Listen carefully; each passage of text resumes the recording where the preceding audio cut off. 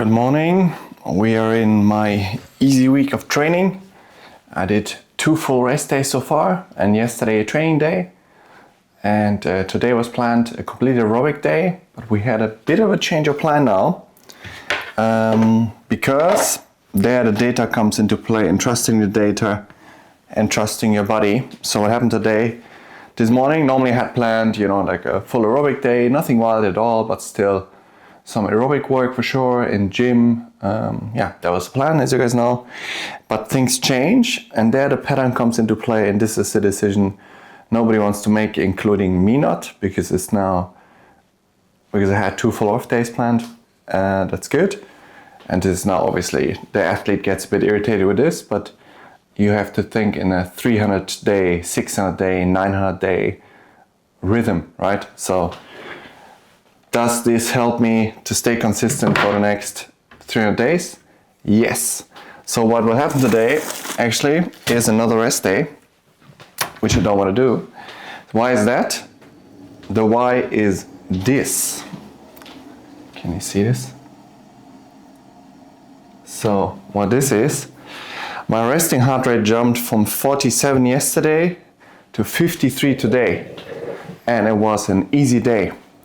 And also 2 things come into it, a few things actually. So first, the morning analysis that I do every single morning. First, the resting heart rate jumped out. This is just the data from Aura.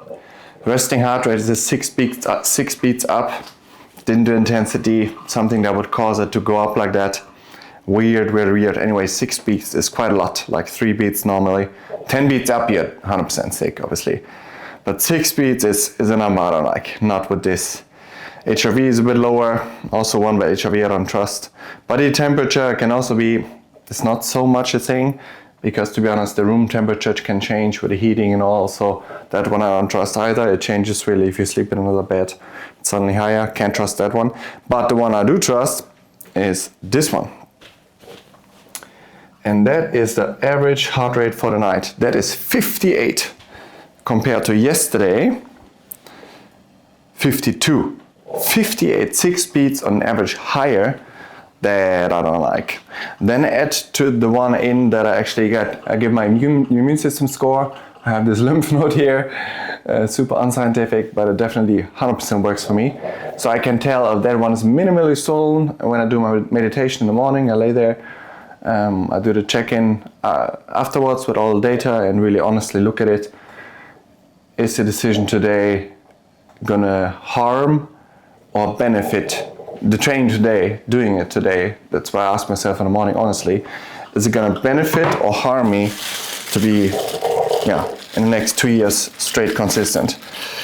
And my gut feeling already told me I knew what I had to do, but you don't want to do it. And again, you want to have the confidence of the choice, so you want it to be, you need a good team, in short. So I do have a good team, I checked with my team, and the choice was crystal clear, obviously, full rest day, because there's the weirdest stuff going around. I'm not kidding. My wife yesterday had the wildest migraine the whole day. That's one, but okay, migraine, sometimes she has it, but it's not the migraine. But we both had like weird vision disturbances. I never had sicknesses like that. Like I said, the immune system thing started last Thursday. Now it is Wednesday, right? So I mean, normal sicknesses, think about it, 7 days, whatever.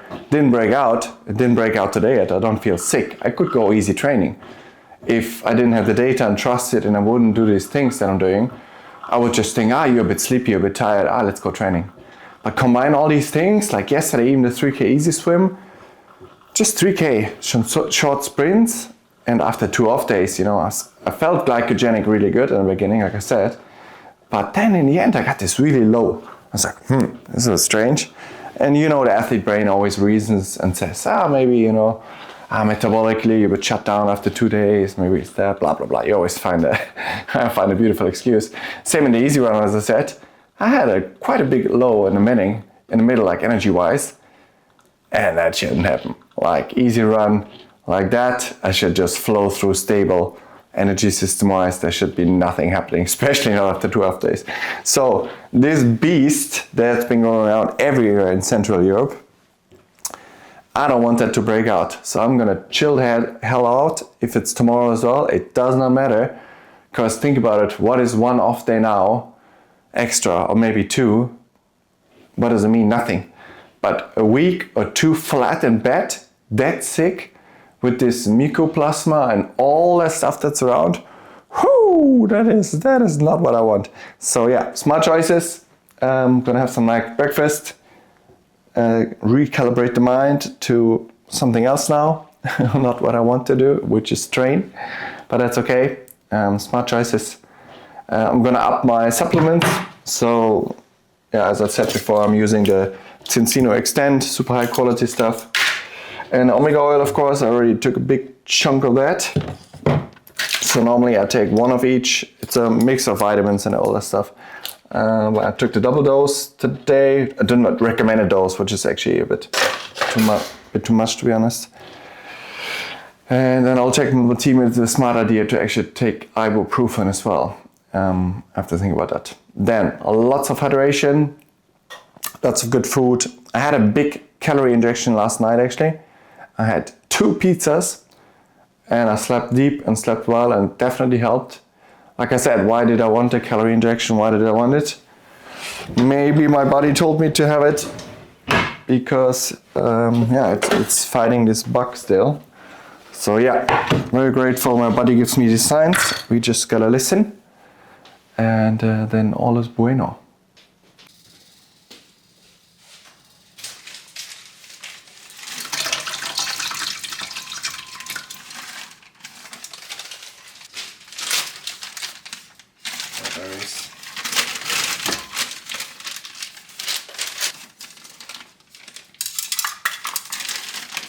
Blueberries. Feel.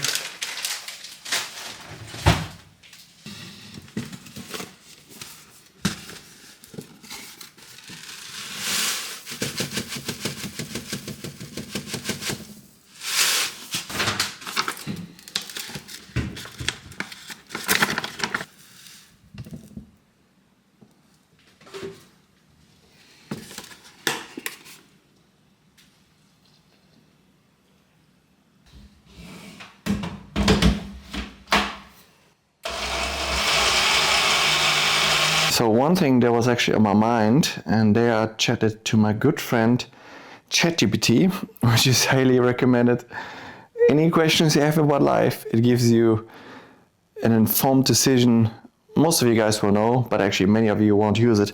So for example, one thing I was thinking about, because right now I have to relax, but I had one thing I didn't have an answer to, because that is, when you're leading a race in a triathlon, Ironman, 31.3 or Ironman, what happens is you have a camera on a motorcycle right in front of you, right?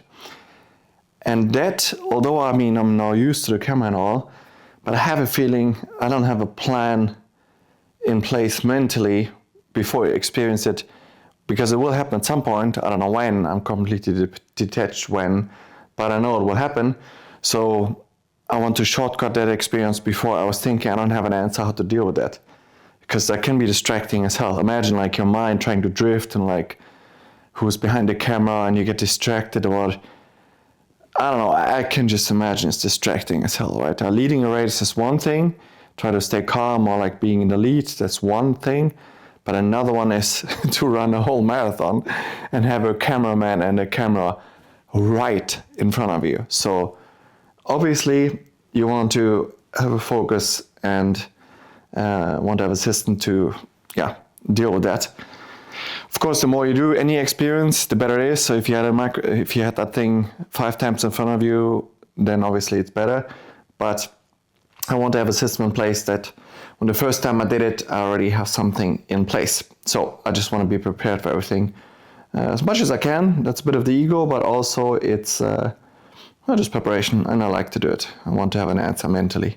So here I asked ChatGPT, and it said, reframe point 1, reframe the camera as a positive. Instead of seeing it as a distraction, view it as a sign of success. You're leading the race. Accept it as part of the experience and remind yourself that it means you're doing something incredible. Okay, then mantras, body awareness, breathing. So basically staying in the moment. That's actually where I do the meditations in the morning, because that you can use, because you're only forced to focus on your breathing, like 3 inhale, 6 exhale, 6 seconds exhale. And when you can do that on a daily basis, so every morning is the first thing I do, and many times I don't want to do it, especially the first month.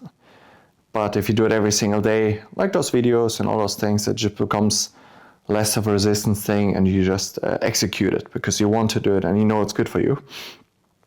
And yeah, so that's that. And the reason why, then you can also do it under pressure. If your brain is really trained to do it, so let's say you're in a scenario with the camera, I can actually refocus back on the breath, and for my brain and body will be a natural thing because it has done it so many times, right? So here, then the second one is mantras. Third one, practice this racing with distractions. Train with someone riding a bike ahead of you to simulate the camera crew.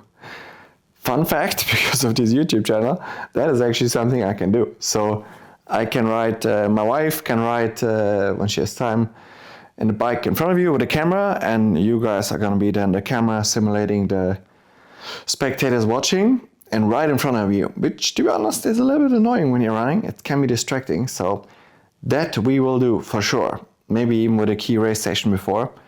That's a good one. Do some of your key workouts in busy environments where you have to stay mentally engaged. But then here, 4, use peripheral vision and avoid direct eye contact. Instead of looking in the camera, keep your focus slightly beyond it. Look though it is if it's not there. Let it be part of the scene, not your attention point. That is a good one. Stay present, avoid overthinking. Okay, but then it gives you some visualization techniques, something to practice. Visualization training, I'm going to do this after this one here. Daily mental rehearsal. Close your eyes and visualize yourself in the race, leading the marathon with the camera following you.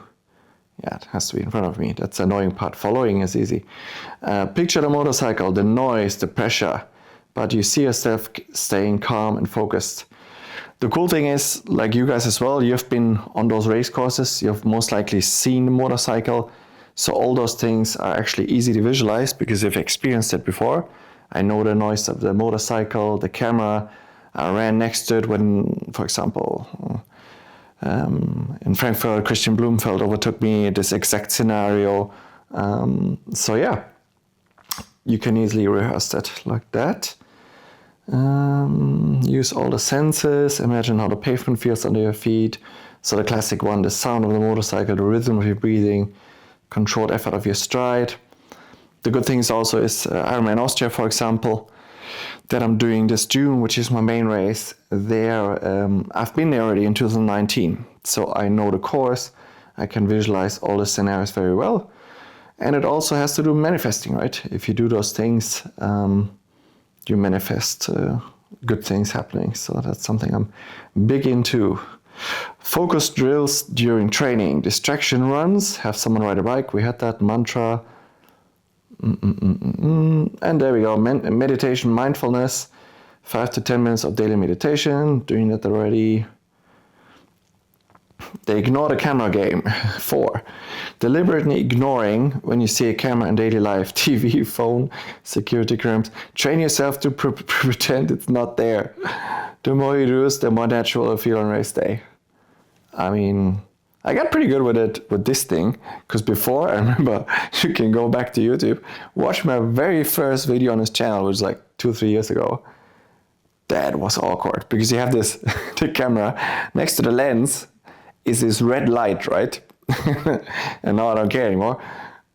But this red light, it stares into your soul. So most people that have a camera in front of them the first time and then know it's gonna be somewhere public, you can see it, how they react to the camera.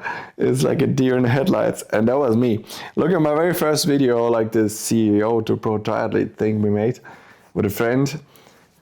I literally had to drink a glass of whiskey before because it was so awkward. Also double awkward because now it's easier because I talk about the sport and stuff. But back then, you're literally talking about yourself, like, oh, your past, and you think it was so maximum awkward So yeah, I think with this it's actually a good practice already with public, and in general with being a pro athlete is a lot about media, knowing how to be in front of the camera. And I think the more natural you are and just yourself and honest, and I think people in front of the can always smell fakeness and can kind of smell if somebody's bullshitting or lying or trying to portray character of toughness and kind of trying to play a game. I think everybody can immediately read through that. I think a lot of pro athletes also in triathlon is pretty common. You can kind of see they're trying to play a role and maybe even try to make it interesting for the sport, which just doesn't feel natural. It doesn't feel like a real thing. Like the high level guys in boxing, obviously, they have a real system behind it. So number 5, emotional control under pressure. Control adrenaline responses. When you feel anxious about the camera, practice deep belly breathing. Inhale for 4. Oh, that's a good one. So if in the race actually, then a system comes from the meditation. If in the race I should have the moment that it distracts me and I kind of get pulled into the future, into the outcome thing while racing, which is not what you want. You want to be in that moment and maybe have mini goals. Okay, I'm going to run the first 5K until the next K, really minimal in the moment. Not think about the finish line, even if you're leading. That will really blow you up mentally and physically as well then. And then I can do the mental thing. That's a good one. So just the counting I do every single day anyways. The breathing, meditation, although I'm running. Because then I get myself to the present. That is very good. And there you go. Yeah, anchor points. Say a word like calm or focus. If you watched the video a few times back when I did the VO2 run, actually the really powerful mantra you guys could try doing your next hard run. That really works because we want to focus on effort and the pain. Just say to yourself, although you're running hard, calm, easy, calm, easy. When the effort really goes up, I noticed saying easy doesn't work because you feel like you're lying to yourself. So then I just went to calm. I try to stay calm, and then get to minute 1. And then you look, you're at 40 seconds. Okay, almost. You check again. Okay, I'm at 1 minute. And then again, calm. So calm is a really powerful mantra. Even when you're under high distress and full of lactate and physically hurting, calm is a really good one that helps.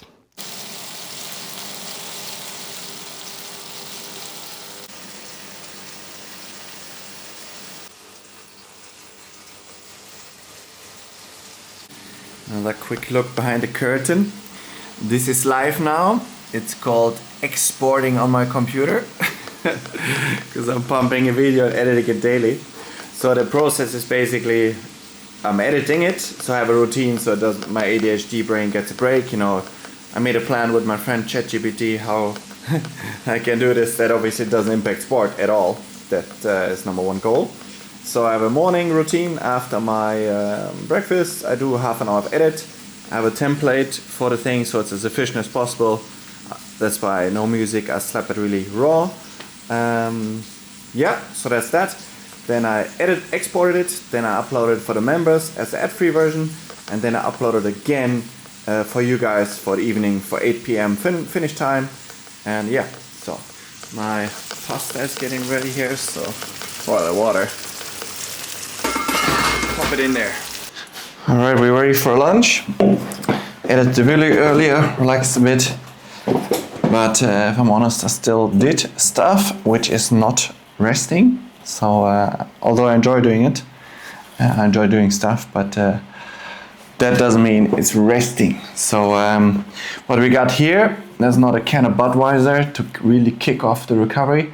That is good old Vichy. It's just sparkling water. The Finns are crazy about that, especially my wife. And I fell also into the trap of also having sparkling water on the top of my list of drinks. Right up there with sugar-free, caffeine-free cola. That, if your country has it, that is a winner. So what we got here, we got carbs. I got, I always forgot the English word. Not full corn, like full, the brown pasta anyways. I got that one that fills you up a bit more. And then I got some good old meat. I got the salad here. Do I up the vitamins on this day? I mean, like I said, I up them with the supplements, the high quality supplements that I have. For sure, up the vitamin content there, so the body has more support. In general, I eat a high quality diet anyways every day, so that doesn't change particularly. But on these days, actually, if you have cravings for calories, you should listen to that. That's a mistake I did in the past sometimes, that you kind of think, okay, I'm not training, and you kind of shouldn't eat as much because maybe the appetite. I wouldn't do that. That's a mistake I did. Because if your body has the cravings, that could often be it just needs energy to repair and heal and fight this bug, right? So, which is the case with me, it needs energy. Actually, I don't have a ton of appetite, but it could come when it's coming. So for sure, either way, I'm gonna eat normal as I do. So I'm not cutting any calories on this day, especially. Really bad idea. A lot of people do that, including me in the past, and that is not how you heal. Body needs energy now, and after this comes the part, after eating part, the part that I would say is probably number one hardest part to do consistently. I do it consistently, but that I dread the most is sleeping and naps. That sounds maybe weird to you, but you do feel a little bit like a toddler because, as you can imagine, let's crack this not Budweiser open. Let's turn it so you know I'm not lying and not recovering like a true German with beer and sausage. Not true. But what's happening is, so to sleep. Obviously per night, that's one. Even as working force, you can see yourself just as much as a elite athlete with the sleep. So it's just the same for me.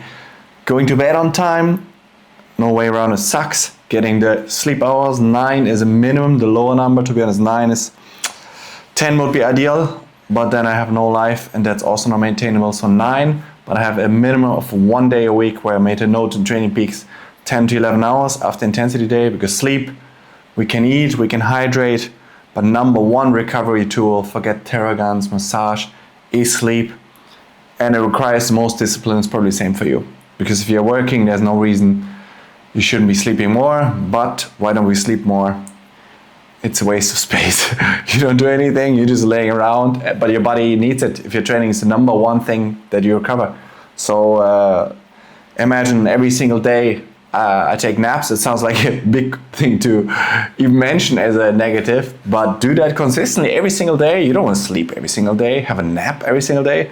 You feel like you're sleeping, waking up, but it's the number one thing you gotta do is recover. So I don't care if I want to sleep or not.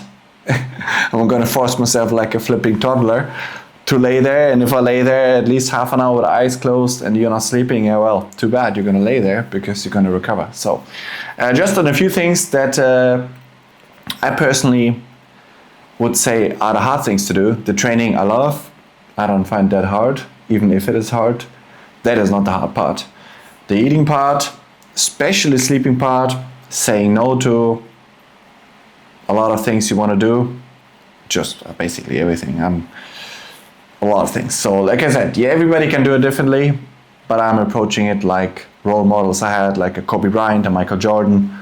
There's time for balance. There has to be balance. Otherwise, it's also amateur mode. If you're super driven and just like a pit bull going straight, that's maybe the image I tried to portray here earlier in a second, what I said about it, but that's not it either. You need to find a pattern for yourself that you have the highest level of consistency, right? But I want to approach it to the highest level of professionalism that I can, and it actually motivates me to do it. I want to be in the start line, especially in race week. That's what actually happens is, in race week, once that starts, the mind will start to boycott you, right? Will boycott you with all kinds of things, and most likely the things come up in your brain that you didn't do. And that I want that my brain has a blank sheet of paper. Perfect choices, as much as you can control. You did all the stuff you didn't want to do. Sleep, eat clean, back off like today. Instead of going training, do I want to go swim? Sure. Could I go swim? Absolutely. But what happens then tomorrow? Again, maybe I'm again tomorrow, I'm like at 80%, like I talked with Peter yesterday. And then I'm like, what matters is that the Monday starts, right now it's actually Thursday, I said it wrong, it's Thursday. Then Monday starts, I'm 110%, and the training, the 3 3-week training block is successful and I'm performing at a high level. That's what matters. And either way, it's out of your control, this stuff, right? It's not like you have to be careful as an athlete, especially to not talk yourself into things, because obviously when you get sick, there's always a sign, always a component of load. So what happened with me when I got this a little bit of a thing was ultimate bad timing, and there I have to be honest, I couldn't have controlled it because I had my heart intensity day. On that same day, my wife was in contact with a patient and came home with symptoms. Minimal, but minimal you can do. It's just like when you have kids, probably, they bring that stuff home. What are you gonna do? You can actually just adjust your training and make sure your immune system is actually performing really well. Hey, I gotta eat this now. Enough rambling. So there are, I don't know if you read the new rules, there are a couple of competition changes for Ironman for the 2025 season. And one of them is actually that this beast here, so the front of the air bars is not allowed to extend past the tip of the front wheel. And I thought before when I read it, no way in hell. But actually, if you have a look, I'm very damn close. So you have a look there, I'm definitely not there. But if I would extend these fully out, which I anyways didn't do, mainly for safety, I can really feel I can grip them better this way, which is important when you're going very fast. And also when you grab like this, you're blocking the air off a little bit better. But I'm not over, that's very important. But also, I'm not super far away either, so.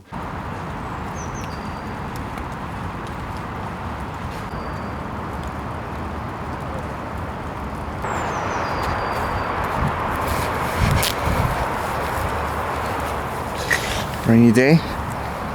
I'm going for a little walk here just to get the legs moving a bit. But definitely feel a little bit sleepy after that 1 hour nap I had. So it's good, the body's really fighting this beast out, which has been kind of not making me sick, but it was definitely in me. So it's really good to get that fully out. That's what the week is about, fully reset body and mind to not allow things to accumulate with load that leads to any setbacks. Could be physically, even mentally, but to be honest, like I said, that's not as much my limiter. The limiter is more, is your body in any way, even immune system or orthopedically, gonna stop you from doing the work and the load that you want to. And to elaborate a bit on the Ironman competition rules, what I talked about, the other one that kind of spoke out is in Ironman racing or in general in triathlon, you can get penalty cards, and that used to be in full Ironman, so the whole 2.6 mile, 112 mile bike and 26 mile run, the full long Ironman, there used to be a 5-minute penalty if for drafting or anything like that. It used to be 5 minutes, and now it's down to 3 minutes to have less impact on the race for the pros, so it's actually not over, let's say. And for the half distance, the 70.3 distance, it's down, I believe, from 3 to 2 minutes. So also shorter, meaning also, less impact on that side. So there was some other rules as well. So if you guys are doing Ironman, it would be good to check those from mid-March. I think they're in effect. Always very important to, support rules and clean sport and anti-doping, something I'm really passionate about. That's why I want to, that's one reason, show everything super transparent, that it is possible to go, from a good age group level to the highest level, to winning world championships and all those things in the future. It's a long road until then, but you never know how long either. But that's something I don't want to get into the habit again, talk about the future. That's actually the sign of the amateur, which I used to be also on this channel, the sign of the amateur, not as a in a sports-wise thing, but in general, that's what Stephen Pressfield talks about, is this the daydreaming of the future. The only thing we want to talk about, and these videos are gonna be about the work that I do on every single day. That's what the videos are about. The only past and future I'll talk about, otherwise you can call me out and I'll probably edit it out if I even mention remotely something about anybody else. Literally nobody else. It's just about me and my progress. If I win, if I'm second, if I'm last, does not matter. I will never talk about another person. it's not about that. Although it's competitive sports, you might think so. Like I said, in the race, you can use it as a crutch to let your ego flow a little bit and help you reach a higher level. But otherwise, to be honest, it's not about the others. So